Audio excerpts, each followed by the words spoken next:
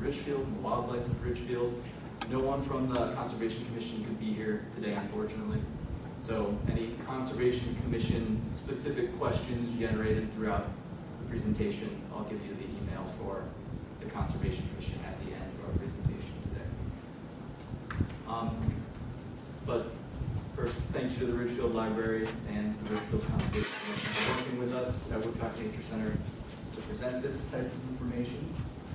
Today we're going to be learning about a habitat you might not associate with Ridgefield or Connecticut in general. That habitat type is grasslands. So just to start out as well, I'll mention that a lot of the photos in this presentation are photos that I've taken. I'll try to mention when photos are not photos that I've taken. I've added citations for everything that's not mine at the end. But I just wanted to share that a lot of these pictures were taken around here, and any of the beautiful wildlife you see in this presentation, you could see yourself in areas around here. So just a little overview of what we're going to be learning about today. We're going to learn about the current state of grassland habitats in Connecticut, whether or not we have a lot of grassland or a little grassland, how that compares to what was known to exist in Connecticut historically, were grasslands more common pre-colonization before European settlers arrived compared to today, and we'll learn about kind of what happened after the colonial age that led us to where we are today and what the land in Connecticut looks like now. We will also talk about why grasslands are important. There's a lot of species that specifically rely on grasslands that are not doing too great in Connecticut and also throughout the country. Grassland species have been declining. But we'll, to the positive side of that, learn about restoration and management of grasslands, and I'll also share some grassland habitats we could all go out and visit, because, I mean, a big takeaway that I want everyone to leave from this with is to visit these types of habitats and see what's out there to appreciate and learn about. And just a little bit about this photo too. This is from a national wildlife refuge in New York, about an hour and a half drive away. It's one of the largest conserved grassland habitats within a reasonable distance of here. It's like 500 acres of grassland. And grasslands are a great spot to observe sunrise and moonrise because you see a lot more of the horizon. You have a large flat area without trees around here. It's a bit harder to find a good spot to see the moon or sun rising over the horizon. So just a brief definition of what a grassland is. So it's fairly self-explanatory that it's an area where vegetation is dominated by grasses, but it may also have plants like milkweeds, goldenrods, and asters, different types of wildflowers that are native to our area. The picture on the right is of a grassland bird species called a bobolink that is perched on top of a milkweed plant in a grassland.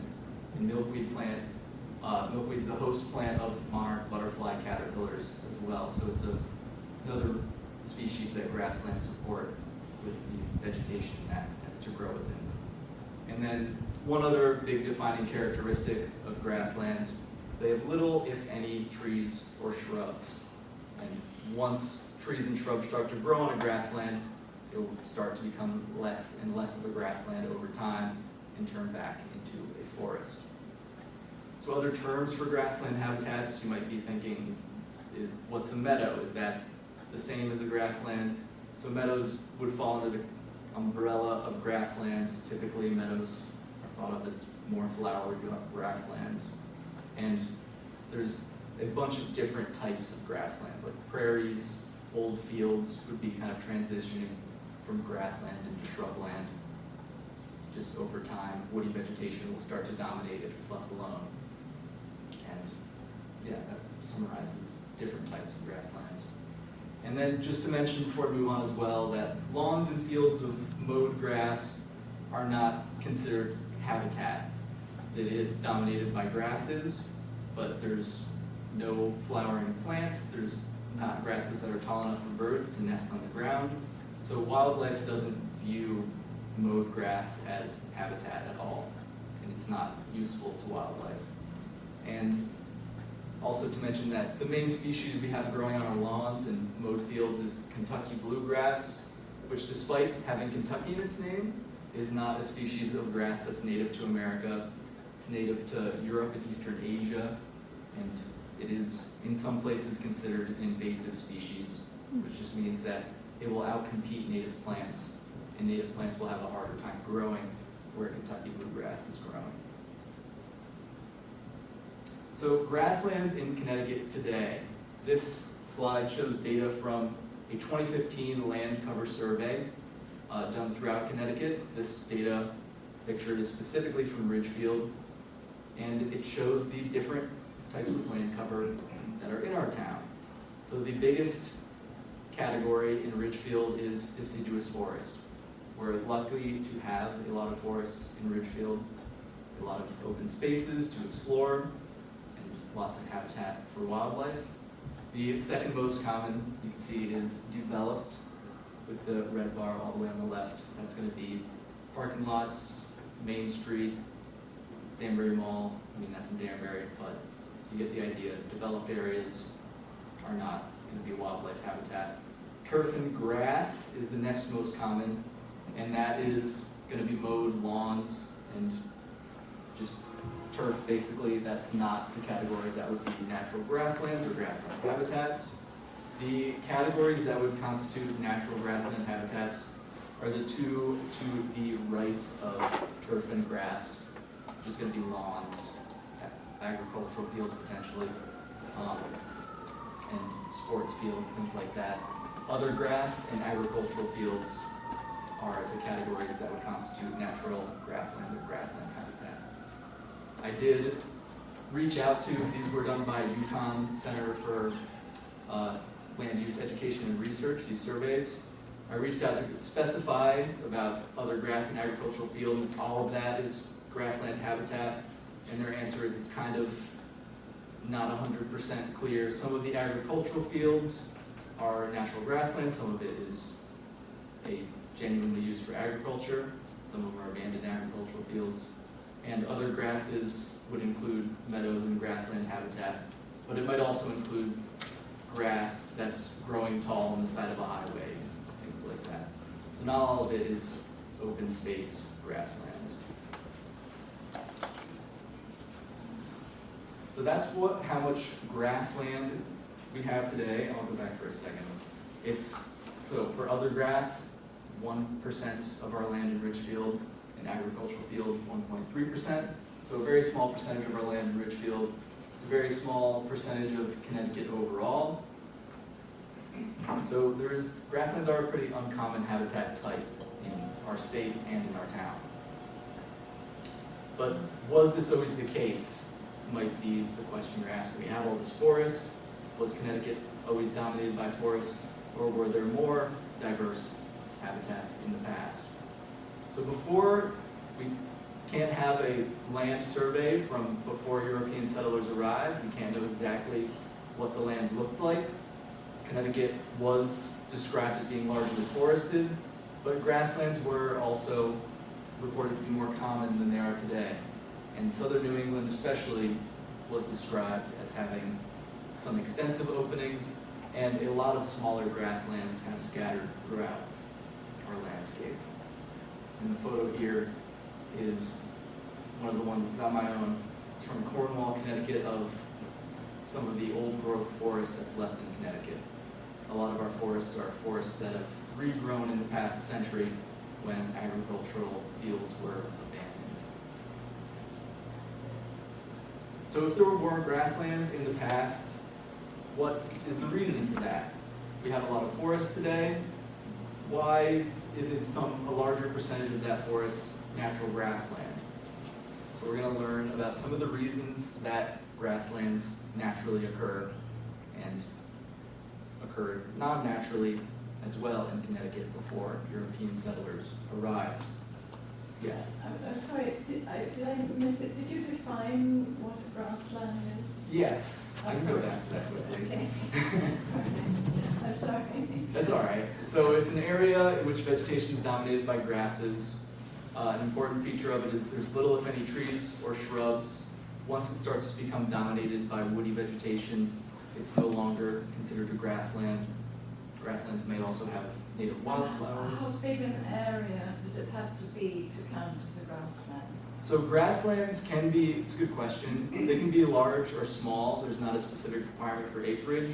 But in terms of, we'll talk about later in the presentation, in terms of it being good habitat for certain species, it has to be of a certain size. What size? It depends on the species. But we'll talk a little bit about it as we get further in. Sorry to interrupt. Of course, yeah.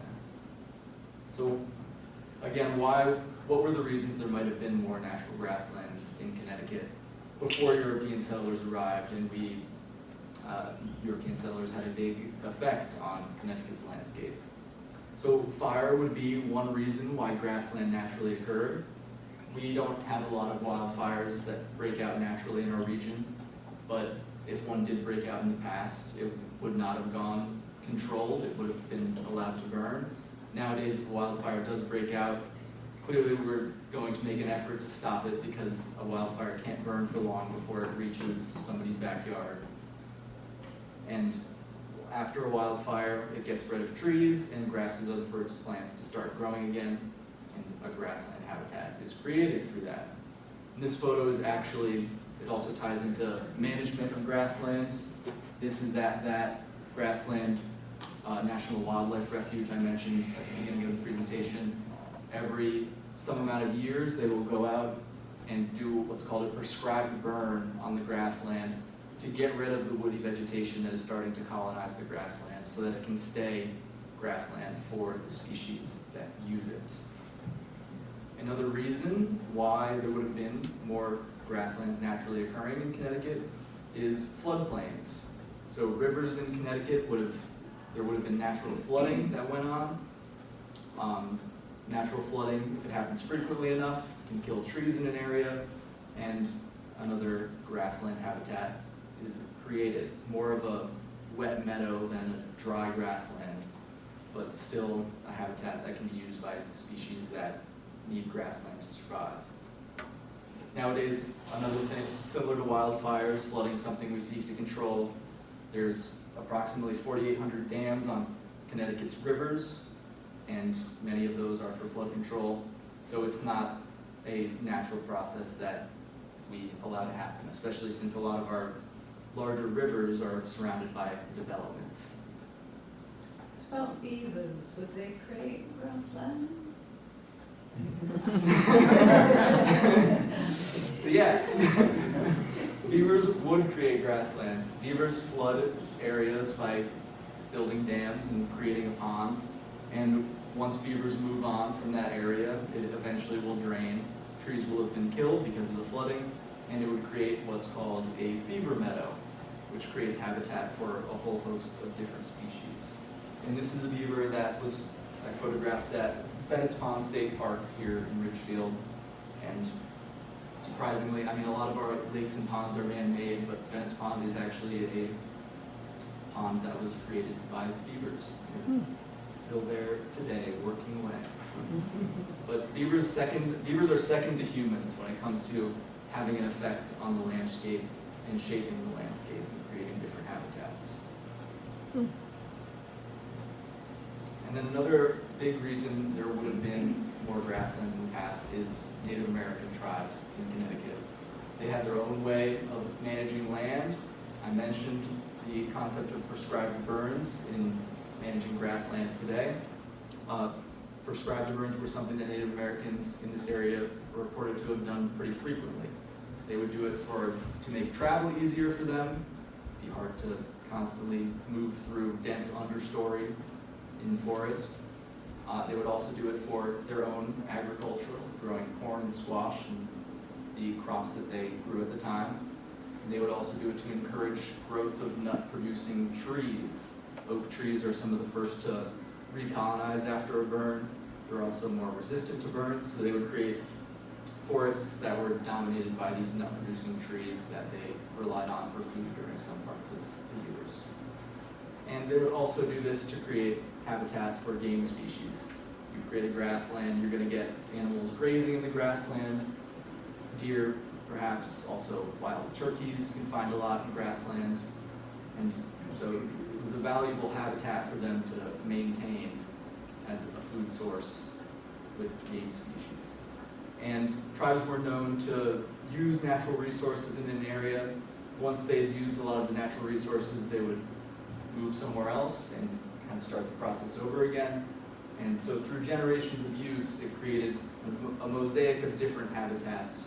So you would have more grasslands that were created by burns, and in addition to the grasslands that Native Americans would have created with prescribed burns, there were also those natural phenomena that created smaller grasslands as well. So once European settlers arrived,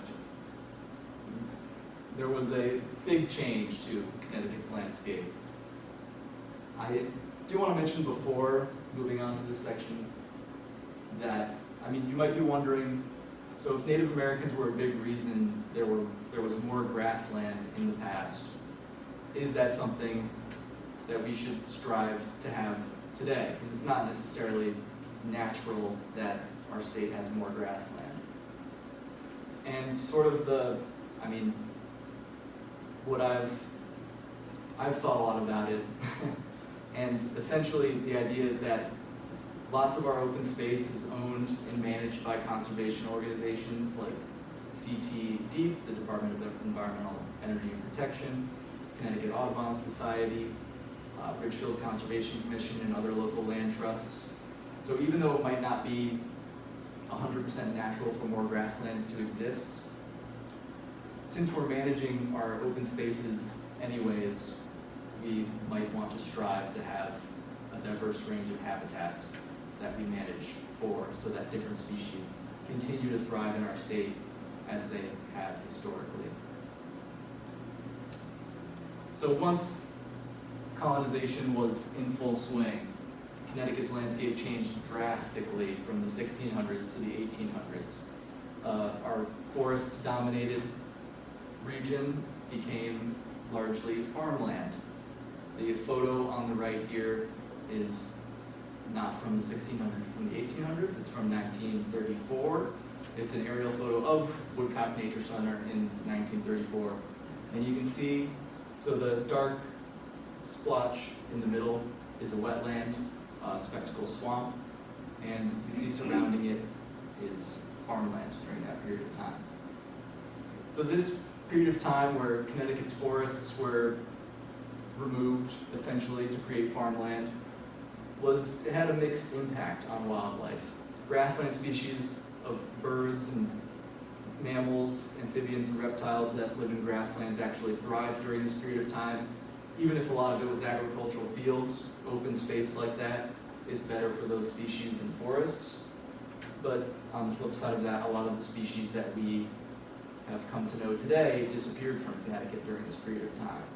One example would be the pileated woodpecker. The largest woodpecker we have with the red pointy crest would have disappeared from Connecticut during this period of time with little to no forest for them to live in.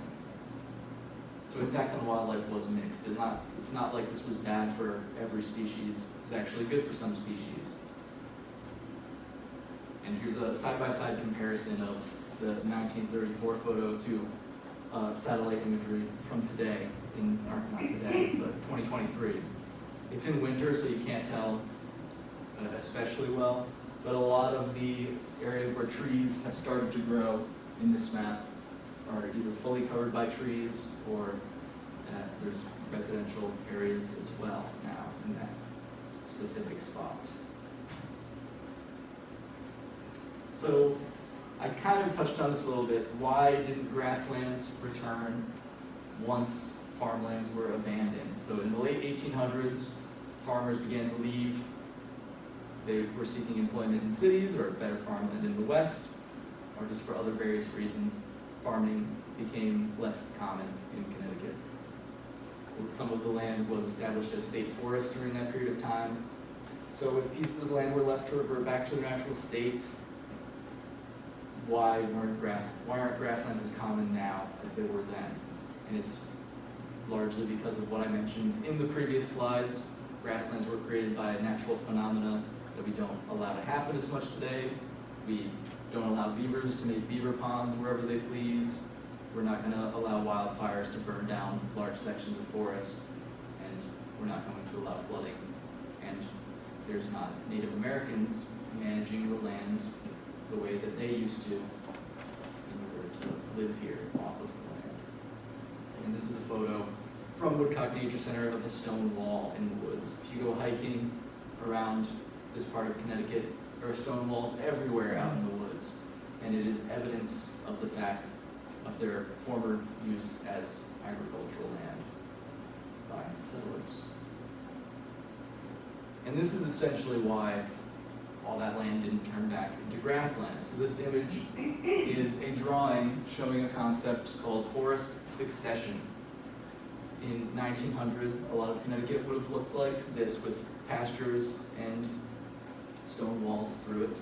But as those pastures were abandoned, it was recolonized by grasses, but over time, that turns to berries and briars. It becomes more of a shrubland.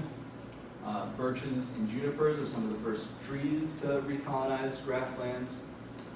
Junipers are also, you can think of the western red cedar. It's a juniper.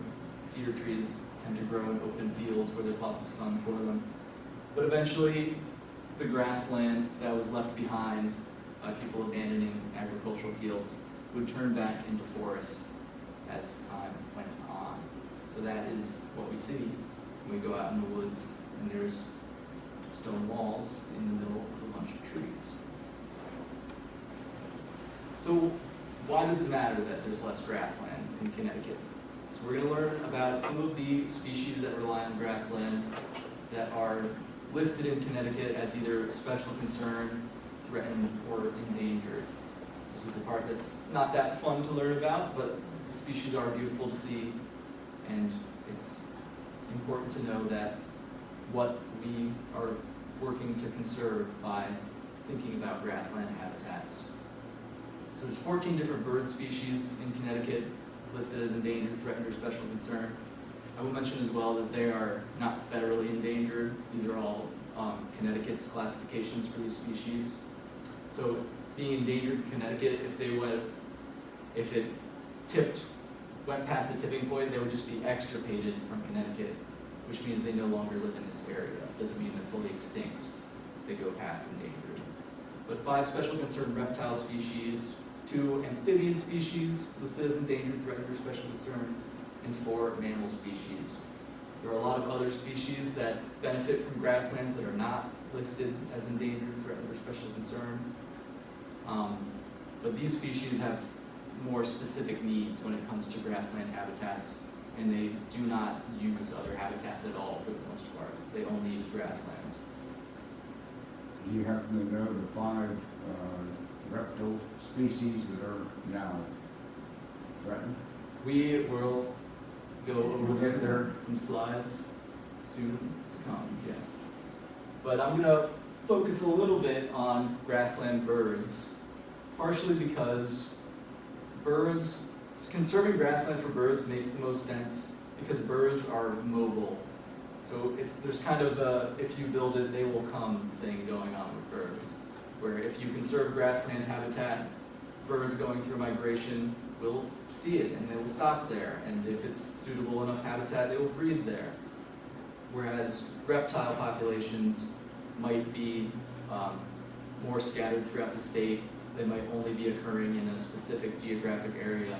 So, for example, if there's a turtle that's endangered, but it's only known to live in eastern Connecticut, conserving grassland in western Connecticut isn't necessarily going to help that species. They have no way of traveling. It would have to be more of a targeted effort, or you'd have to make a plan to introduce those species back into an area. But there are around 80 different bird species in Connecticut that benefit from grasslands. Many of the species, as I mentioned before in response to a question, require at least 20 acres of contiguous grassland, so grassland that is uninterrupted by forests or anything in between. Some species require even more than that. Beyond Connecticut, grassland species are known to be declining nationwide, but these are the species that are specifically at risk in Connecticut. And they're declining nationwide just because grasslands are often a target area for development. It's easy to develop on a grassland. It's flat and open, and they're not necessarily protected the same way wetlands are today with certain laws. So continuing habitat loss is a major threat to grassland birds, whether that habitat loss be from development or whether it's from mismanagement of grasslands, allowing them to turn back into forests, and so on. So we're going to learn a little bit about each of the species. We won't go in depth on every single one of the species that relies on grasslands and is listed in the state, but we'll learn a little bit about some of them. So these are bobolinks. They belong to the blackbird family. They're a ground nesting species that lives in grasslands, and they are a species that needs at least 20 contiguous acres of grassland in order to live. They can run up against problems when it comes to agricultural areas. They're more found in Connecticut, in the rural sections of Connecticut where there might be more agricultural fields. But they nest from April 15th to August 15th, and so harvesting at the end of the summer before they finish their nesting season can pose a problem for them sometimes. However, there are organizations that seek to mitigate things like that. There's an organization called the Bobolink Project, which operates in several states on the East Coast, and what they will do is raise money to donate to farmers so that they will harvest their hay fields late enough so that the bobolinks have enough time to finish nesting, so they don't lose money by not harvesting earlier. Another really amazing species that lives in grasslands are northern harrier hawks. So these were photos taken at the Shawanga National Wildlife Refuge. They're not a species that breeds in Connecticut. However, they are a species that overwinters in Connecticut. So they nest and breed further up north and in the cold winters of Canada and northern states. They come down and spend winters here. And they actually roost in groups. Roosting is just birds sleeping, essentially. So several of these raptors will use one grassland, and part of the reason why Shawangunk Grasslands National Wildlife Refuge is such a popular destination as a large grassland is the fact that these birds spend the winter there in large numbers. So you can go there in the winter and you're almost guaranteed to see them. And they are incredible to watch compared to a lot of other hawk species we have around Connecticut, because their style of hunting is flying low over the grass. They have facial discs, kind of like owls. Their faces are shaped differently than most hawks. And it's to direct sound towards their ears because they fly low and listen for movement in the grass as they're hunting. And when they hear something, they will dive down quickly to grab whatever it is they hear. And on the left is the male and the right is the female, so they look, two sexes look a bit different. And they are state endangered in Connecticut. There's also short-eared owls, which go hand in hand with northern harriers. Another species that the large grassland of the Shawangunk National Wildlife Refuge supports. They're another one that people travel to these grasslands to see.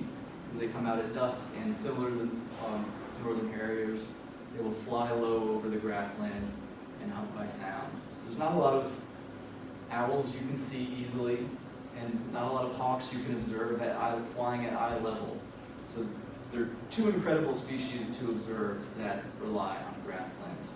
Short-eared owls are a little bit more adaptable and could live in other open habitats.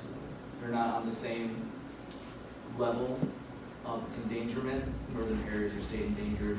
Short-eared owls are threatened.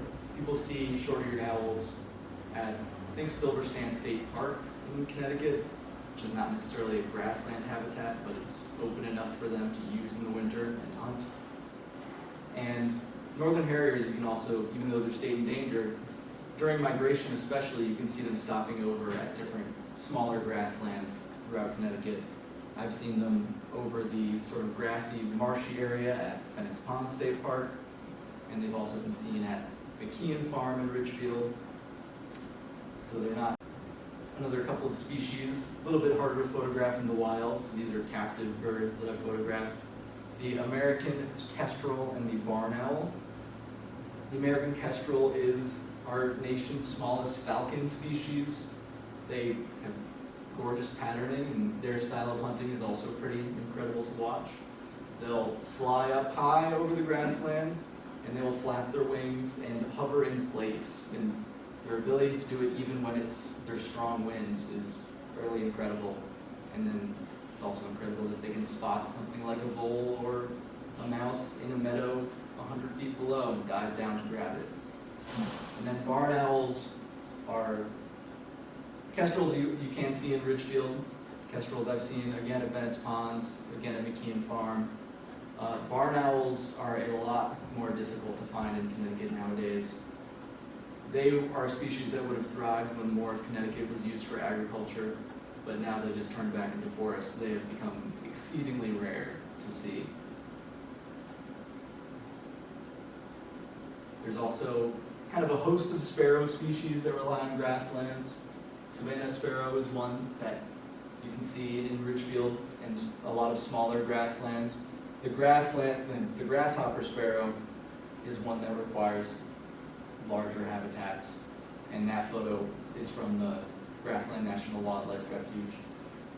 So they're a species that is doing a bit worse in Connecticut, but another two species that rely on grasslands. And I'm not going to spend as much time on all of these species, but just some more of the species that are listed in the state that rely pretty fully on grasslands.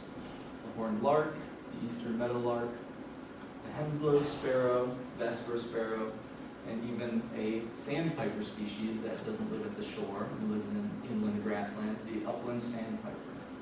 All grassland species that have become less common in the state as all our grasslands have grown back into forests over the last century.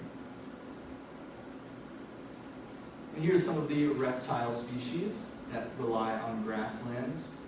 The first one doesn't fully rely, none of these I think fully rely on grasslands. They all use other habitats as well. These are not listed as threatened or endangered. They're all special concern species, which means that they're in need of conservation, but not necessarily at risk of extirpation and no longer being found in Connecticut. The first one on the upper left is the box turtle. That was actually a photo taken of a wild box turtle at Woodcock Nature Center in the forest. But they use a diverse range of habitats, and their populations are pretty sensitive to disturbance from either habitat fragmentation, building a road through their habitat can lead to a lot of them crossing the road and ending up perishing from cars hitting them. And people also, there are species that people sometimes take out of the wild to keep as a pet. And when you do that, removing one breeding adult from the population means that that breeding adult is not going to contribute anymore to the population by having babies. So their populations can grow or shrink pretty drastically with the removal of one turtle. There's also the spotted turtle. They're a species that uses grassland, but also marshes, swamps, small ponds. And an uncommon species to see around here. This photo is of one of Woodcock Nature Center's resident animals, Franklin, the spotted turtle, who was actually taken from a teacher by one of our educators because the teacher had collected him from the wild as a pet, which is illegal to do due to a special concern species. And then there's a few snakes as well that rely on grasslands. The smooth green snake, they're one where their population is scattered throughout Connecticut, so putting a grassland somewhere where they're not known to already occur might not necessarily help them. And the eastern racer and the hognose snake as well. I'd also like to note that none of these are venomous snakes, they're all harmless. So it's not like by conserving grassland habitat for these, venomous snakes are proliferating and causing dangerous areas. What is the last one on the right? The last one on the right is the hognose snake. they're pretty odd looking. Birds are kind of my forte. I can talk more about each bird. I don't know as much about each of the specific reptiles. And then a couple of amphibians that rely on grasslands as well. These are two toad species. On the left is the Fowler's toad, and the right is the eastern spadefoot toad. And toads, rather than preferring wetlands, prefer open areas like grassland. They like dry, sandy soils during the daytime. Toads will burrow into the ground and hang out in little holes that they dig, basically. And they're species, again, where their populations are kind of scattered throughout the state, not necessarily found everywhere, but where their populations are. If you conserve habitat, their populations can grow. And then some of the four mammals in the state as well. These really tie into the grassland birds pretty well, like the northern harriers and short-eared owls. Conserving habitat that supports mammals like these would make grasslands a lot more attractive to those predator birds that visit during the wintertime. So there's the least shrew on the top left, the southern bog lemming on the right, and then on the bottom, the meadow jumping mouse and the eastern red bat as well. And these are all animals that are much less often seen, but they make up an important food source for a lot of different predators that either visit grasslands or live in grasslands. So we learned some about the different species that rely on grasslands, different species that are imperiled in our state, different species that, if nothing was done, they could disappear from our state if grassland was not being conserved. So what is being done to conserve grassland? There is an effort to conserve new land to manage as grassland habitat. The Ridgefield Conservation Commission actually recently acquired a new tract of land, 17 acres, on Old West Mountain Road across from Ridgefield Academy, calling it the Whitman Preserve. That's going to be managed as a 17-acre grassland, which is going to be great for migrating birds that are stopping over and need a place to rest and refuel. Even if it's not a big, well, it remains to be seen if it's going to be a big enough habitat for grassland birds to breed there. But either way, having a small grassland habitat that's well managed within an area that doesn't have as much habitat is great for migrating birds because lots of them will come in at once to rest and refuel there. And it can help, it can be the difference in them surviving their long journey during migration. So migration is the time in a bird's life where they face the most risk of dying. Also, working with farmers to manage properties for breeding birds. So I mentioned the bobolink project before. There's efforts from conservation organizations to work with farmers so that they have an awareness of these birds that might be breeding on their property or using their property, and to manage it so that they're not inadvertently causing harm to these species that are potentially threatened or endangered. And like I said, the bobolink project will raise money to pay farmers not to mow until the end of the nesting season for some of these grassland birds. And then just local conservation organizations working to restore, improve, and maintain grassland habitats. Organizations like the Ridgefield Conservation Commission, which manages a lot of our open spaces in Ridgefield. Also land trusts in other towns. CTD, the Department of Energy and Environmental Protection, in 2006 wrote a grassland habitat conservation initiative where they pretty much made a plan to make sure that grasslands don't continue disappearing at the rate that they were, to conserve a lot of the species that are at risk. The Connecticut Audubon Society has a lot of different preserves across the state, and they manage a lot of those preserves for birds and create grassland habitat within those preserves. Also the Grassland Bird Trust, and as I mentioned, the bobolink project. But I don't want to understate the significance of conserving new land as well. Just It's something that I find very important, especially having grown up in Ridgefield and hearing stories about places that were slated for development, such as Bennett's Pond State Park, which at one point was on track to be developed by IBM into a corporate park essentially. And nowadays, I mean, people in the town fought to have it preserved. There's a similar story with the Whitman Preserve, where it easily could have been bought by developers, but priority was given to the town to acquire it. And it can become a very special place to someone when you conserve a place like that.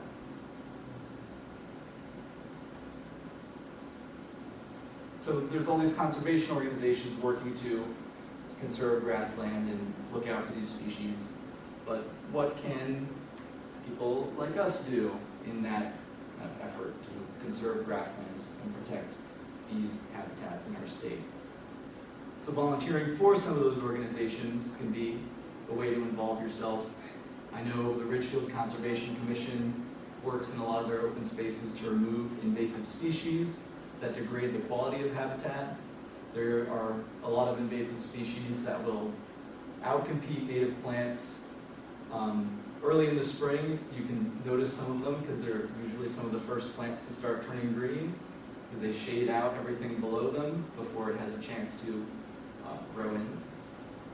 And other habitat improvement projects beyond simply invasive removal as well.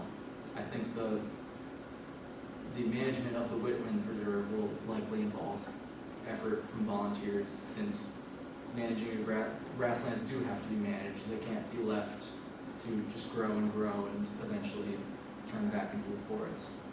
Also donating to organizations, like I mentioned in the previous slide, that conserve land and manage habitat for wildlife. There's also citizen science, is a fun and pretty easy way to involve yourself in protecting species and the habitats they enjoy.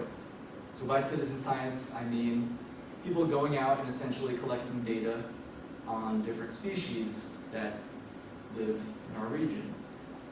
The way that's done is there's different apps that you can use if you're someone that uses a phone on hikes at all.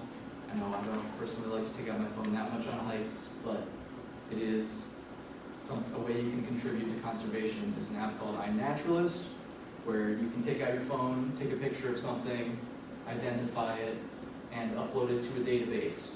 And iNaturalist was actually used in Ridgefield's effort to update the natural resource inventory.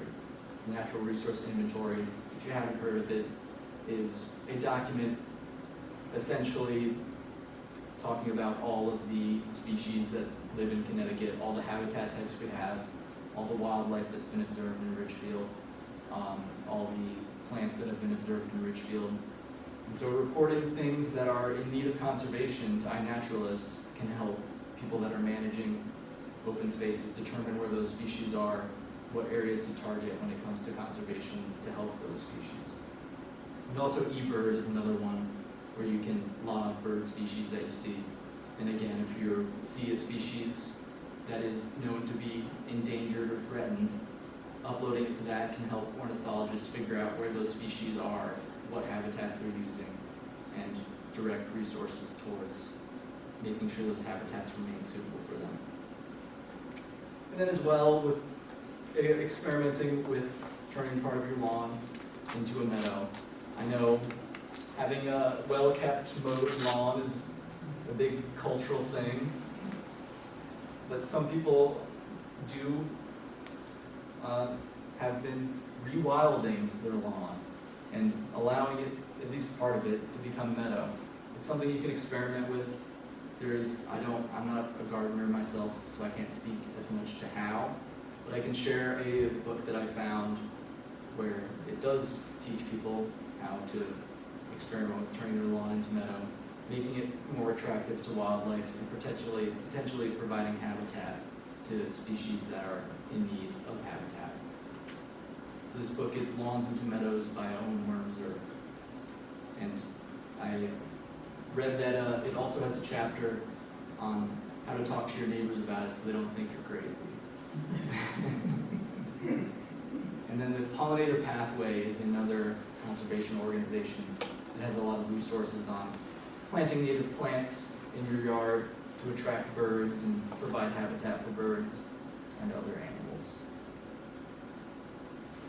And so now, for the last portion, I'm going to share some photos of species that have been seen at grassland habitats in Ridgefield and around Connecticut and beyond that are not threatened, endangered, or of special concern, just because these are species that you can see more commonly and that rely on grasslands as well. And they're beautiful species to go out and see. So this is a very odd species, the American woodcock, which is a sandpiper that lives in the forest but requires a lot of grassland habitat for breeding, or meadows for breeding. So this one was photographed at Venice Pond State Park in Ridgefield. Another gorgeous bird species you can see at grassland habitats, the yellow warbler. This one was photographed at McKeon Farm. They're pretty adaptable to a variety of habitats. The grasslands is one of the habitats you can find them at. Another one, a favorite of a lot of bird watchers, is the indigo bunting. You can see them in Ridgefield at Venice Pond, McKeon Farm, anywhere where there's a nice meadow habitat to explore. And this one was photographed at Bend to the River Audubon Center, which is in Southbury, Connecticut, about a 30-minute drive away. And then two more grassland species photographed at McKeon Farm. On the right is the Savannah sparrow, which was one of the threatened species I mentioned earlier, and then the dickcissel as well, another grassland bird that can sometimes be seen stopping over at our grasslands during migration.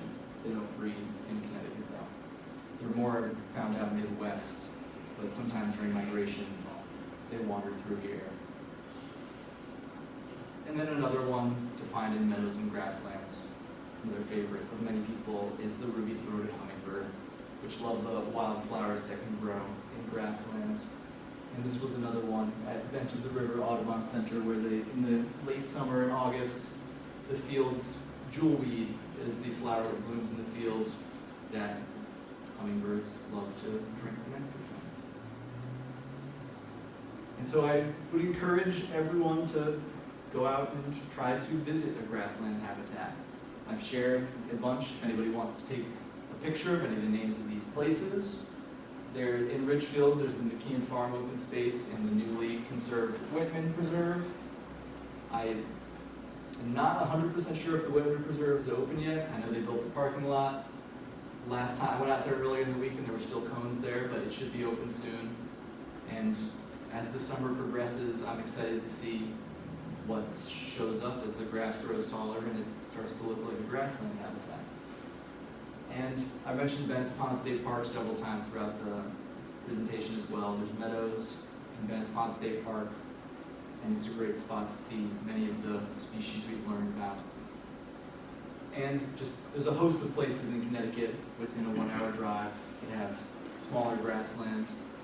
And then if you wanted to visit the larger grassland that I mentioned that really has a lot of these grassland species that are threatened or endangered, the Shawangunk Grasslands National Wildlife Refuge is about an 1.5-hour drive away in Ulster County, New York. And it really is an incredible spot to visit because it's unlike walking in the woods around here at all. You can see the sunrise more easily there, the sunset, and it's just something else, I would say. And thank you everyone for attending. I hope you learned something new about grassland habitats and the bird species and all the different species that rely on our habitats. And if anybody has any questions, I'd be happy to answer to the best of my ability. And there will be a guided walk at the beginning of June, sort of a follow-up to the presentation with members of the Ridgefield Conservation Commission and myself at McKeon Farm in Ridgefield, where we go out and look for some of the birds that live in the grassland there and learn a little bit about how McKeon Farm is managed as well, since McKeon Farm is leased to Penny Farm, which raises sheep on the land as well. Thanks, Tommy, that was really interesting. Nice Yeah. photos. Yes.